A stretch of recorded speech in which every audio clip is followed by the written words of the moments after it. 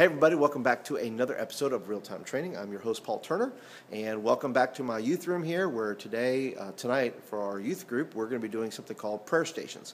And if you're not familiar with what prayer stations are super cool because they're interactive. They get kids involved with the elements that are on the tables and things like that, and it really draws kids and gives kids kind of an affiliation with the narrative, whether you're talking about, like us, we're talking about Easter. So we've kind of made each table with a different station in the Easter story, leading up to the resurrection, of course. So let me kind of walk you through. I'll kind of walk you through how we set up our prayer stations, and maybe this is something that you are interested in doing. So I'll kind of break down the numbers for you, what we paid, that kind of stuff for just a little, and it really costs almost nothing. I tend to go overboard, so don't look at what I do and say, you know, we can't do that. I tend to go a little bit overboard because I want to have a certain vibe and a certain element. I'll pay a little extra or do a little overboard to kind of make it that way. So come on over here. I'll take you through the prayer stations, and this is something you can do.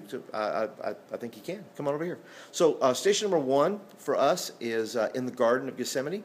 So we have just taken this table here. I'll kind of pull back here. You can kind of see the pillows that I got there, and I have set up the table with some plants and some the communion and things like that, and kids are going to kneel, and these pillows, got them at the thrift store. I think they were like $1 a piece, and so I got a bunch of different pillows. And good thing about using different elements like this is that's something we're going to use again, because we noticed that up here, if you look at our stage area over there, there's no altar benches or anything, so we're going to reuse those. We're going to reuse those pillows as prayer pillows, where kids can come up and actually kneel on the pillows if they want to have some prayer time at the altar. But what kids will do here is they will go ahead and they will take communion. They'll take some time, and on each page, let me walk you over here. On each table, there is a set of instructions there that I put right here, and you can kind of see that there. And we give them some instructions on what to do, and then they read the instructions and they kind of follow through. They'll give themselves and share communion around this with various students and adults that will be there. One of the rules we have is no talking, so we want there to be silence and a reverence. We have some music playing and stuff like that, and I'll share with what I'm going to be using music-wise here in a little while. But for the table, we just wanted to dress the table up, kind of give it that garden vibe. Also, we have this here. Let me kind of down here. I found this paper here. This is a sketch paper. I got it like 50 pages for $1. And on every station, we're going to have this, because that's like a journal where they can write in it. They just kind of jot down some notes about their experience, about what they what they felt like the Lord was saying to them, what the Lord reminded them of. Something new that they hadn't read before or heard before about the story. And so that's pretty awesome that the paper was super inexpensive, and it kind of gives it that papyrus feel, that old world kind of paper deal there. So and we'll have some people kind of hand out some of the help with pouring the communion drink and things like that, so it's not going to go too crazy.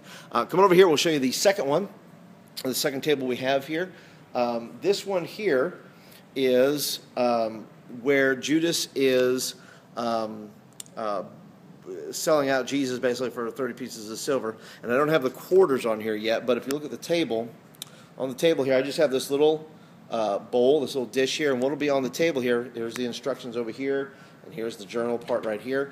But on the table, I'll have about 30 quarters, and what we'll ask the students to do is think about during the week, was there times that they traded Jesus for something else? Is there a time that they took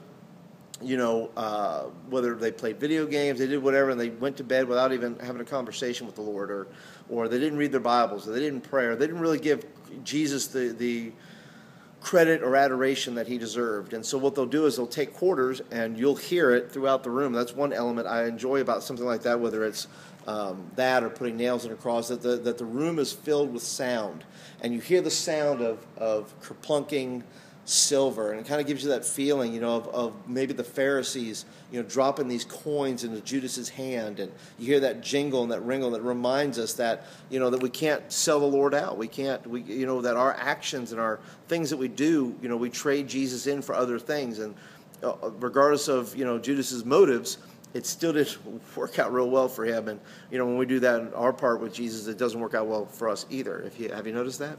All right, let's go on here to the next one. I did this table here in two sections here, just because I didn't feel like bringing another table down. I mean, but you can have as many tables in a prayer station. You can have as many tables as you want. I mean, I keep mine to 6 tonight because it's Easter week.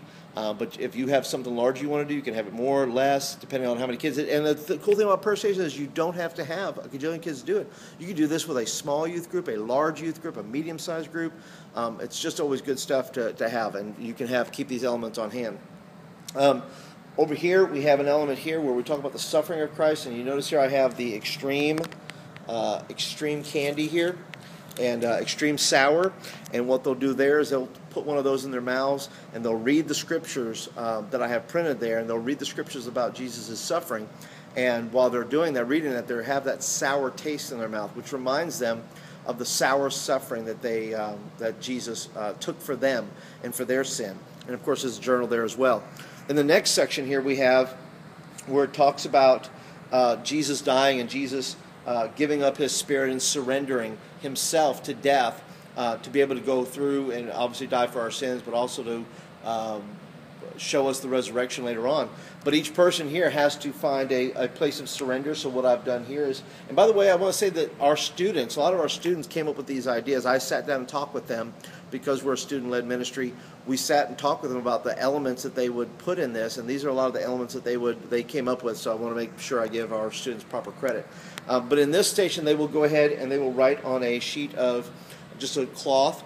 And this cloth, by the way, all the stuff you see on the table, the purple, even the stuff you see at the other table down there, all that stuff I bought at the thrift store. I love thrift stores, by the way. Love thrift stores. Bought it for like $20. All the fabric, all the stuff. I don't have to buy tablecloths. I don't have to go to any stores and buy all that stuff. But kids will, even the things you see here, these little napkins, table runners, things like that. Man, I just cleaned the place out. It was like $20 for that. So anyway, they'll write there something that they want to surrender on these here, and they'll write that and put that there. Of course, there's a journal part where they can journal as well. Another one of our students came up with was talking about the foot washing and about serving others. So this one is very, very simple. It's simply coming over and washing your hands and drying it with a towel, and then asking yourself, who do I need to serve? Jesus served his disciples. Who do I need to serve in my community, in my youth group, in my church, in my home, in my parents? Who do I need to serve? And then we move on to the final one. And the final table is this. The final table is the sweet spot. And that's where we have the mints. And the mints are simply where it talks about the resurrection. We talk about fresh and new beginnings. We talk about cleaning out the old and getting rid of the old and giving the new. And Jesus went through all that so that we could have new life. And once again, we have the journal and things like that. But like I said, even the fabric you see here, it's just simple. It's nothing crazy. I mean, I could have went really overboard. Of course, there are certain elements. If you want to have a cross on each table, you can have those stand-up crosses. You can put various elements on a table just for the senses, the purpose of of kids being just engaged with the table a little bit more. We didn't do that, but I spent enough money, so I couldn't invest in that. But anyway, that's prayer stations, and I hope that if you have done prayer stations, why don't you leave a comment down below here and let us know that you've done some prayer stations. What ideas do you have? Why do you love to do prayer stations? What have you seen from your students that really showed that these prayer stations do something in their lives personally?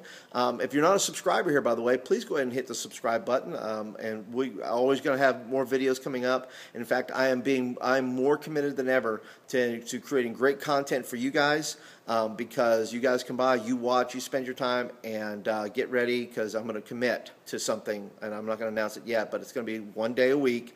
I'm going to commit to doing a video once a week that's going to help you with programming and things like that, so be alert for that. But otherwise, leave a comment. Don't forget to subscribe, and thank you for coming by Real-Time Training today. I'm your host, Paul Turner, and we will see you next time. Have a great day, and Happy Easter.